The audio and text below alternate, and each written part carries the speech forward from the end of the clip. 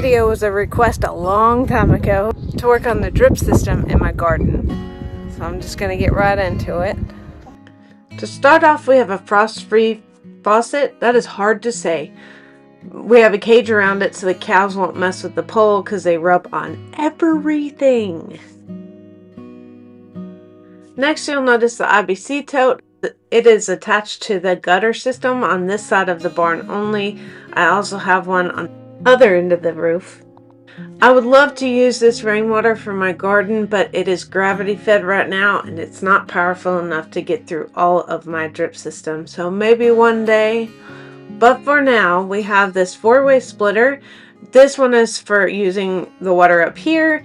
The last one is for all the way at the pigs, and this one here is for the garden normally, but it's winter time, so we have it detached. You know, it's 80 degrees, don't want it to freeze. Anyway, this leader hose is somewhere around 10 to 15 foot, probably, maybe longer than that. Just get a leader hose that matches what you need. Over here is a piece that I've ordered online, I think as a single piece, but in the middle is a pressure reducer. It attaches to whatever hose you're using, and then from the pressure reducer it goes down to a reducer to fit the 1/2-inch supply line, and I will show you that on the other side of the fence. Okay, so down here is where it connects to this supply line. I have several supply lines with shut-off valves. I'll get to that in a minute.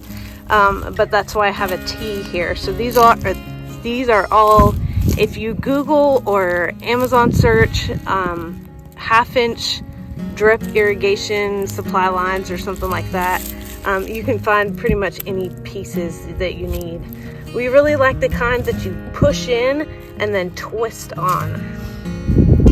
Like I said, I have several supply lines. These are just secured in place with landscape staples. Down the walkway I have 2 here, so that's the main ones I'll be talking about. Each of them have a shut-off valve so that I can run 2 sections at a time. These supply lines are supplying your smaller 1/4-inch drip with a bunch of water, so if you run too many of them at a time, it really reduces the pressure over the whole system. So depending on how much water you have flowing through your garden and how big your garden is, we'll decide if you need to have shut-off valves so you can only run a few at a time. Another thing I would suggest having is hose clamps for some of these that fit really easy. When you go to connect your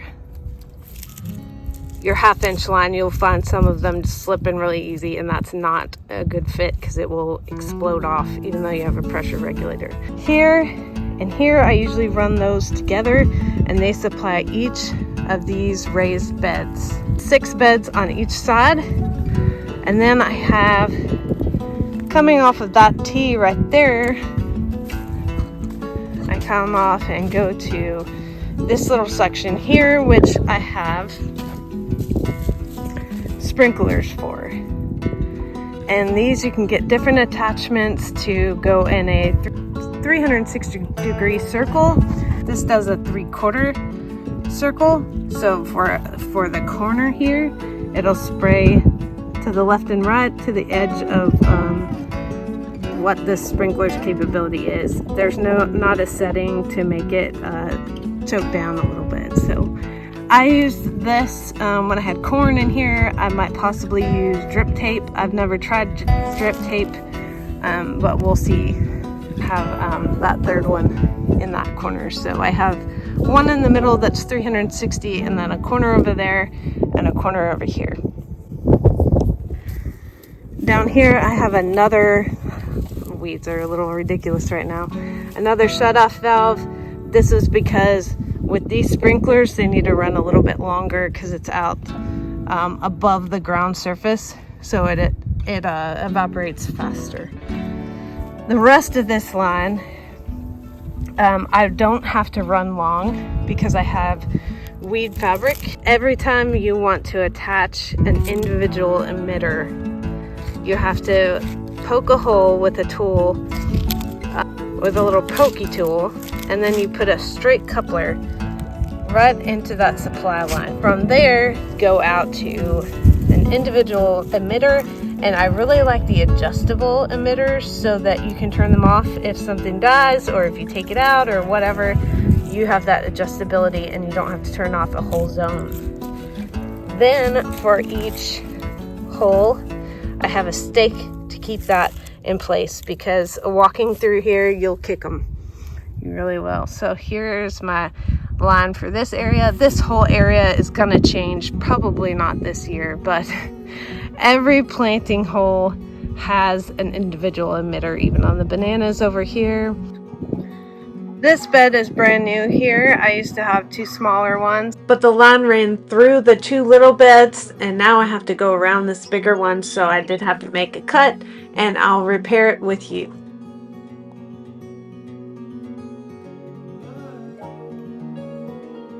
I'm also replacing the shutoff valve. I think I kicked the little handle, so make sure that those are out of the way of your feet. Also wanted to point out here, everything that's red is now pink, and that happened in a single season here in Texas. The sun is so intense, so you will have to replace parts eventually. Even though it's February, I'm in shorts today because it's 80 degrees. But I thought of a good point. If you try to do this when it's cold, it's really hard to get the ends of your fittings in the hose. So I want to have it a heat gun or something to warm them up so that you can actually do this if it's cold where you live. You can certainly keep these on here if you feel the need to. I really just had them on there because of these cheap shut-off valves that I had. It should fit like this. Should be a good snug fit, and you should see a bubble right here. So after I'm done with this, I will run it to make sure that we don't have a leak. It fit in there snug. I decided to put a 90-degree angle here because the curve I was making could have made a pinch point. You can hide. I'm in the middle of getting rid of this older mulch. I think I'm going to use chip drop. If you've ever used chip drop, please let me know. Right here, I'm going to staple that in to make sure it doesn't get kicked around. All right, here's where I want to put this shut-off valve. I want it away from my corner here. And also away from here so that I can fit the barbs in. So I'm going to put about halfway in between each. Here.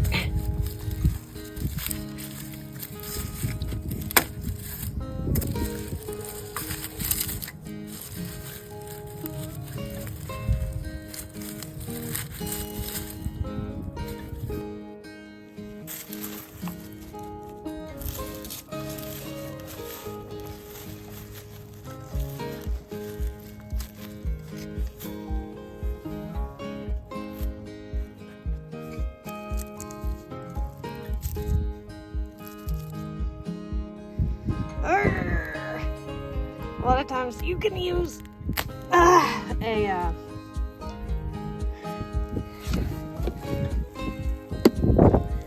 don't want to crimp your hose. Okay.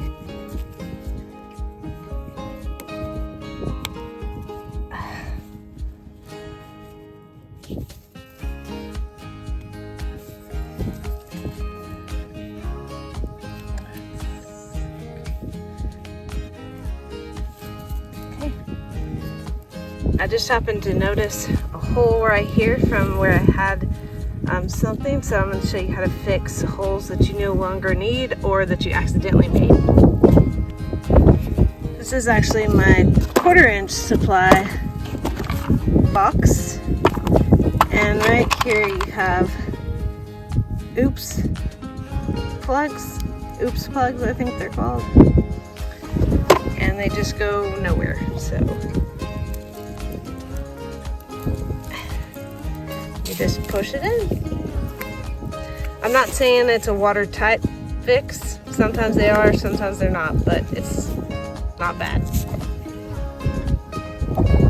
You have a couple options to end your supply line. This is one that will push and then screw on like the other fittings that I like. And they work great, but they're a little more expensive. This option has always worked for us. It just crimps it at the end, so you put one end right on here, fold it, and put this on. You can see here that I doubled the height of my beds, so where I had my drip line coming from no longer works. I want to move it up on the newest one, so I'll show you here. Okay, I just have a hole coming through here with probably a 1/4 inch drill bit, and then I grabbed a huge one for this next one. Right before where I have the soil, I'm gonna... Ooh! Oh crap. I'm gonna make my hole there plenty big enough to fit that 1/4 inch drip line from. Most of the time you can get these couplings to come back out, so you don't have to make another hole or plug a hole. Okay, good. And this is my old one, so I'm gonna actually just cut that off and then slip it through the other way. Way down there. Okay, it just pulled through. A lot of times I have scrap pieces, so this Mr. Landscape that I really like because it's rubbery, I'm gonna use this from an old line. Okay, using a straight coupler, I'm just gonna put that in my 1/4 inch line. And this is a solid line, so it won't drip all over the ground. So that's why I keep pieces of solid, and then it leads up to my drip line with emitter holes. I'm gonna stick it back in that hole to avoid making a new one. If you are just starting one, usually the kits will come with this. You poke a hole in it. Normally I like to pinch it a little bit so that you don't go all the way through both. Especially when it's warm, it'll be real pliable. So just make sure you just go through one, poke that hole, and then stick your coupler in.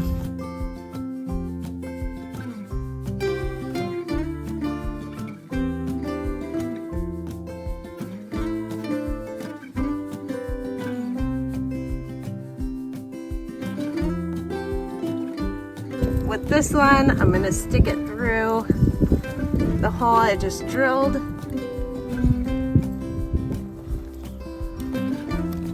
And now I have access from my supply line to my bed. All these drip supplies might get a little overwhelming or seem overwhelming, but this is another option you can do, is a shutoff valve for this bed in this case. So it's just T-barbed and then your shutoff valve there. I do that because I don't always use every bed in my fall garden, and I like to be able to turn it off if there's nothing in it. So I'm going to connect that to here.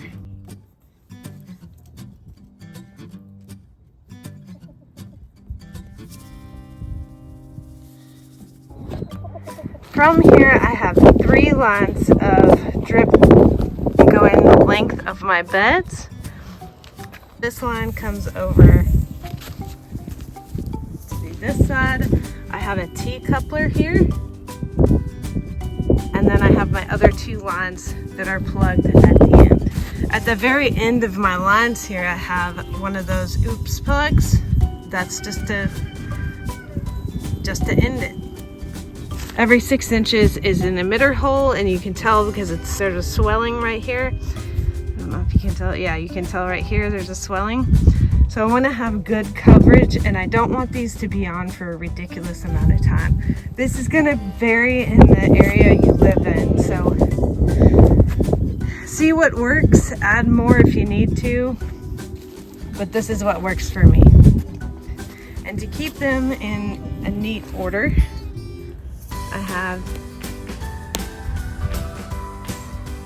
I have little stakes here. There are different designs of stakes. I like these better because they keep them on there better. I'll show you the other one. This is another kind of stake, and I don't really like it because it can fall off so easy. These are super cheap, so don't be afraid to use a whole bunch of them. You do have the option to hide all your lines in your beds if you think they're ugly or whatever. I put them under mulch this past winter, but keep in mind if you have a leak, you won't see it automatically. And there it is. Now I gotta repeat it several billion times. This tool organizer is what I keep my 1/4 inch drip supplies in.